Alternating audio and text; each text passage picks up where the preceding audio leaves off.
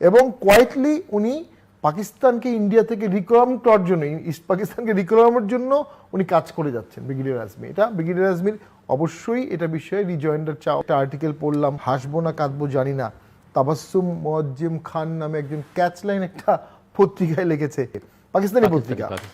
সেখানে বলেছে মুজিবুর রহমান ভারতের সহযোগিতায়, ভারতের ডোমিনেশনে, হিন্দুদের ডোমিনেশনে বাংলাদেশকে দিয়ে দিয়েছে। কনফেডারেশন করতে চায়, হ্যাঁ, কনফেডারেশন লেখার মধ্যে, হ্যাঁ। তো সেটা একটা বলেছে। এরপরে তো ভয়ঙ্কর কিছু ব্যাপার আছে যেটা জামাতের জন্য খুব খুব কাউন্টার প্রোডাক্ট। ব্রিগেডিয়ার আজমি সম্পর্কে ওখানে বলা হয়েছে he is a staunch patriot of Pakistan. আর্টিকেলে বলা হয়েছে পাকিস্তানের সমর্থক, মুক্তিবাহিনীকে উনি বলেছেন অ্যানার্কিস্ট, এবং ব্রিগেডিয়ার আজমি নাকি পাকিস্তানের অনার ডিফেন্ড করে যাচ্ছে, যেটা আমি কখনো ভিজিবলি দেখি।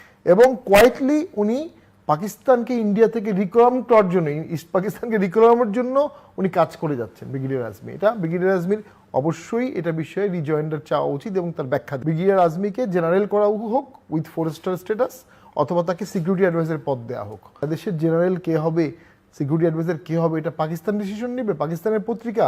মুশকিল হচ্ছে এই আর্টিকেলটাও বাংলাদেশের কিছু লোক পড়বে এবং সমর্থন করবে।